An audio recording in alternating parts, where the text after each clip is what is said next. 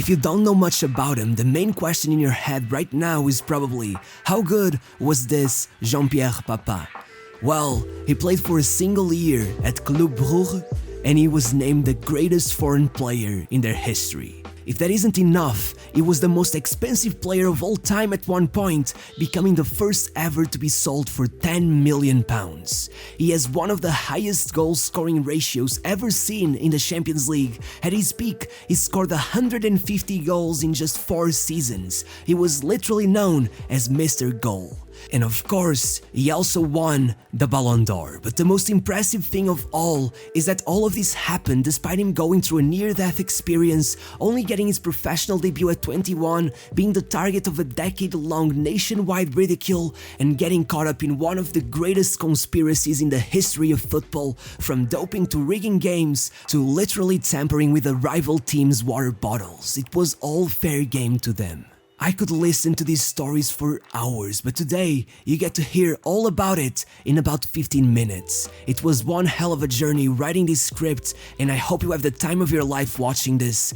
Enjoy. It all began when his parents divorced and he was forced to move with his mom to a city near the border with Belgium. Papa had fallen in love with football, watching his father play in the French second tier, but now, not only were they far from each other, but his father's career had declined so much that he had to start working as a fishmonger at the local market, telling Papa that chasing football dreams was a fool's business. This led him to try everything else, swimming, tennis, judo, you name it, but nothing was quite as good as football. He even dreamt about becoming a veterinarian, but then he found out he had to be good at math, and he hated math. So he completely gave up on school. Every chance he could, he would stick the thermometer into the radiator and tell his mom that he was sick, so he could spend all day training by himself at home. If this whole stunt was already pissing off his mom, it got much worse when shortly after turning 13, he was hit by a car going 60 miles per hour. His bones were reduced to sawdust. It could have easily been fatal, but after 14 months with his leg in a cast, about 3 times more than what is normally needed, he got back on his feet and told his parents, "Whether you like it or not, I will become a professional player." And so, the fight began.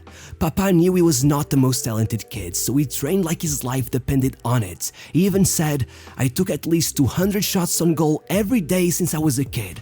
I've kept count. I say by now I've taken 1.6 million shots. If you ask me, at 346 goals, it wasn't even that good of a ratio." Regardless, at first, that impressive right foot strike actually worked against him. Being the only kid that could clear a football across the whole pitch, he was forced to play at center back and even goalkeeper for years. But after the accident, he wasn't taking it anymore. He refused to play anywhere else except as a striker, and he completely took off, eventually joining the National Football Institute, an academy that developed talents like Mbappe and Ben Arfa. But after 3 seasons, he felt like they were stalling his career. So he went to Valenciennes, joining his first professional team in the French second tier at 21 years of age.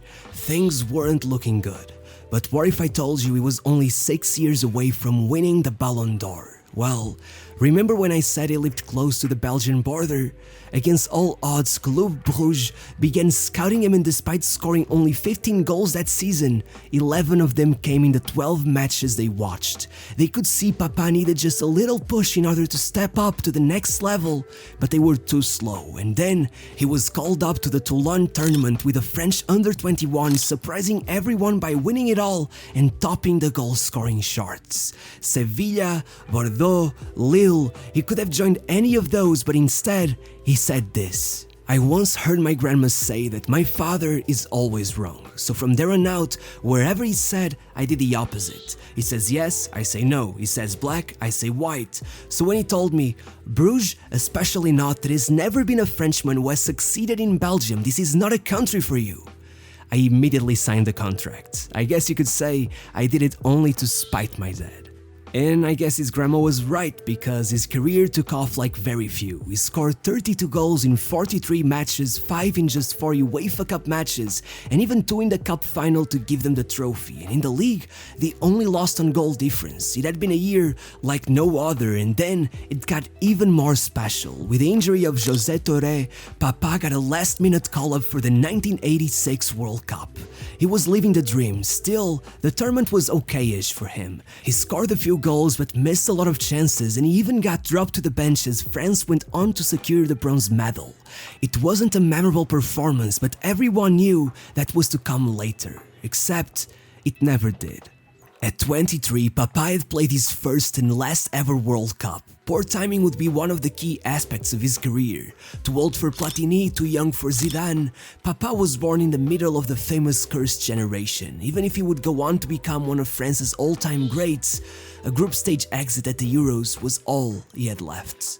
Still, the call-up had been enough to impress one very important man. His name was Bernard Tapie, French billionaire, owner of, well, everything. From Adidas to his cycling team La Vie Claire, the holders of the Tour de France title at the time, and now also Olympique Marseille.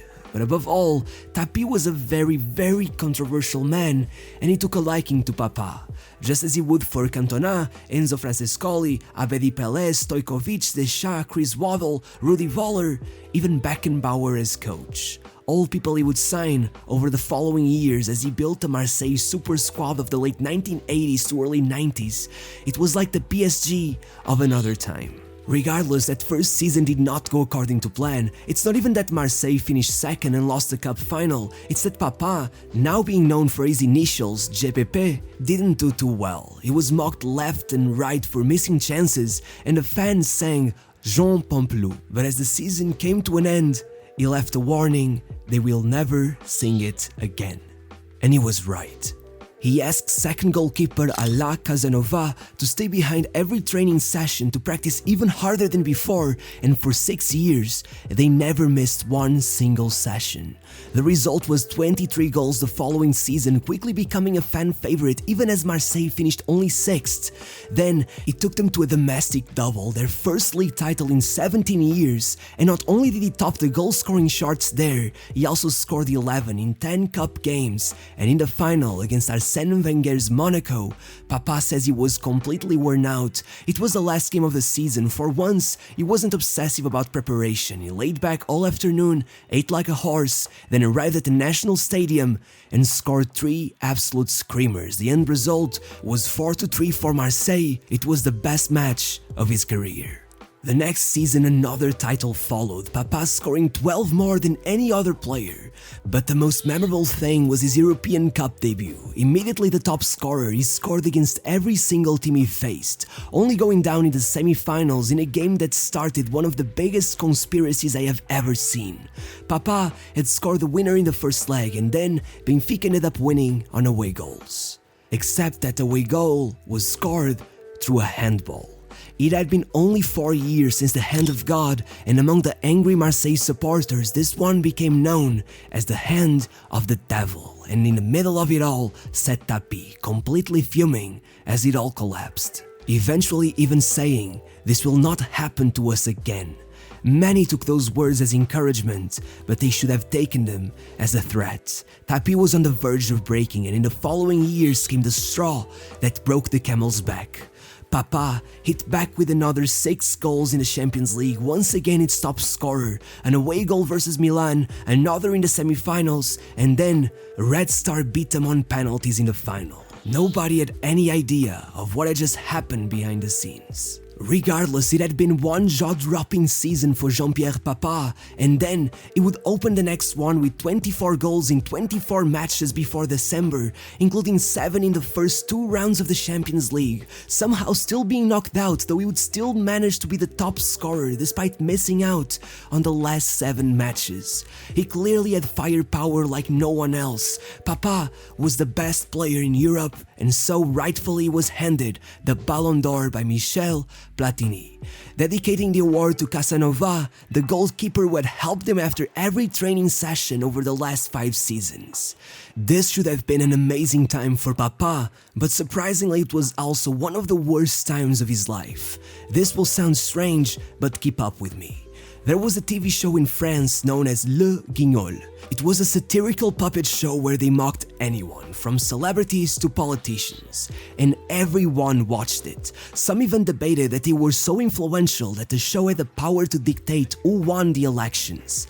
But it also dictated who people hated, who people mocked. For a bunch of puppets, they held immense power, and their main target back then was, oddly enough, Papin himself. They attacked his character relentlessly, portraying him as this senseless idiot, a gullible, empty-headed ignorant. The first time it happened, he laughed. The third time, it wasn't so funny anymore. By the 10th, he has admitted he cried while watching the show.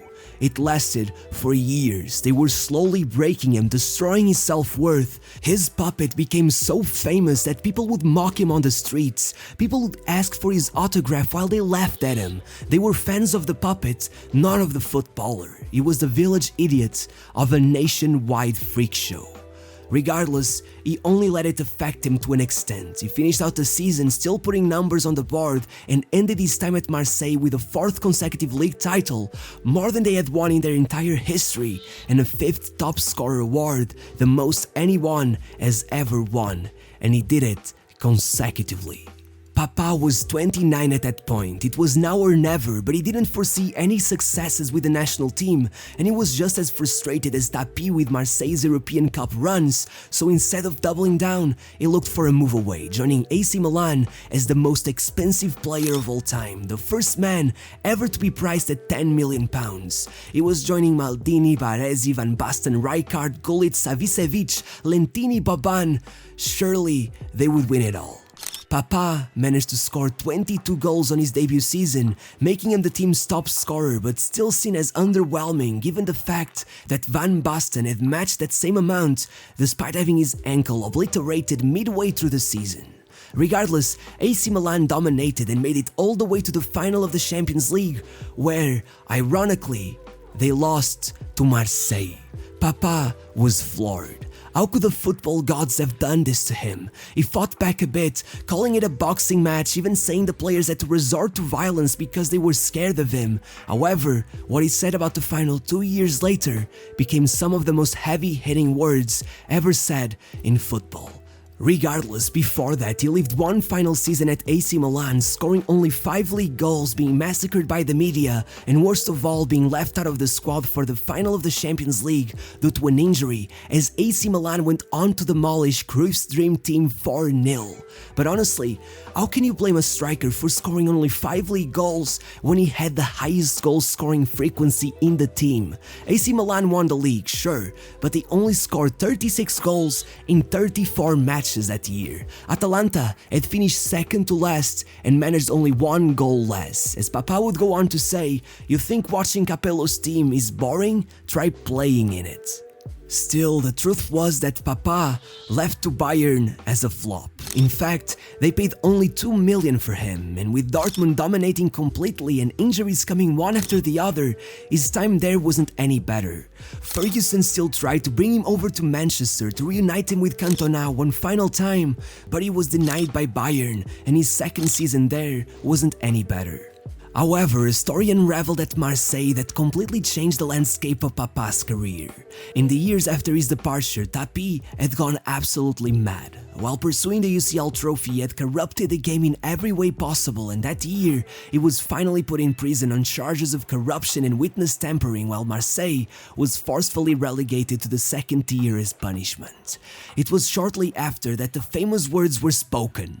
Papin was having lunch with some journalists he knew from Italy. They were friends, it's not like he was going on record, but still, it was a big mistake. He said, "The public has no idea what goes on at that club. They're so proud of their Champions League win. If only they knew the match was rigged. Do you think an AC Milan player couldn't have been bought? Not 1, but 2. I'm telling you, I even tried to warn Berlusconi, but he didn't listen."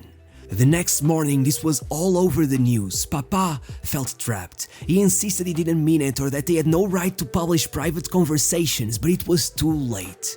Regardless, Papin's media machine got to work using Papin's public image as the local idiot, pretty much convincing the entire country that he was completely out of his mind, even saying that he was drunk or that the journalists had manipulated him into saying what they wanted to hear, anything to shut it down. Of course, you're left to think what you will, but over the years, more and more players came out with different stories. In 1993, they beat CSKA 6-0 after they had just beat Barcelona. It's been said that the CSKA players were first offered a bribe to lose, and upon refusal, they were threatened and arrested. Another player even claimed he witnessed part of the Marseille staff steal their rivals' water bottles in order to inject something into them. Mark Hatley claims he was offered a large sum of money not to play against them, and once again, after refusing, he was suspiciously sent off and suspended for the game. It has literally been proven by the police that the Valenciennes players who faced them in the match before the UCL final in Milan were bought so that Marseille could get an easy win and not injure any of their star players while maintaining the title. And of course, the one Papin enjoyed the most, told by Edeli himself, the player that brought down the House of Cards, handing himself to the police completely struck with guilt over his involvement. He said, "It was the only time it happened, but before the game with Milan, every one of us, except Rudi Voller, accepted the suspicious injection to the lower back. I don't know what it was, but that game, I felt completely different. Fatigue was a thing of the past." These claims were eventually corroborated by other players. In the end, Papin proved he was no idiot after all, and Marseille's title was forever tainted. To end his career, Papin left Bayern after a UEFA Cup win where he didn't do much, joining Bordeaux hoping for a call-up to the 1998 World Cup, but it never came, and painfully he sat at home as the cursed generation was brought to an end and France won the World Cup without him. The next year, a spell in the second tier was brought to an end after only a few months, and his professional career came to an end. But don't click away just yet, because he played amateur football for 8 seasons, even playing in an island close to Madagascar at one point, which sounds insane, but the funniest thing of all was his time at Cap Ferret. The stadium was located right across the bay from his house, and every weekend, without ever training, he took his boat over to the other side and showed up for the match. 2,000 people filled up the stadium every single time to watch the fading legend, and in 3 years, he scored 130 goals. The team had gone up 3 divisions. It was incredible to see.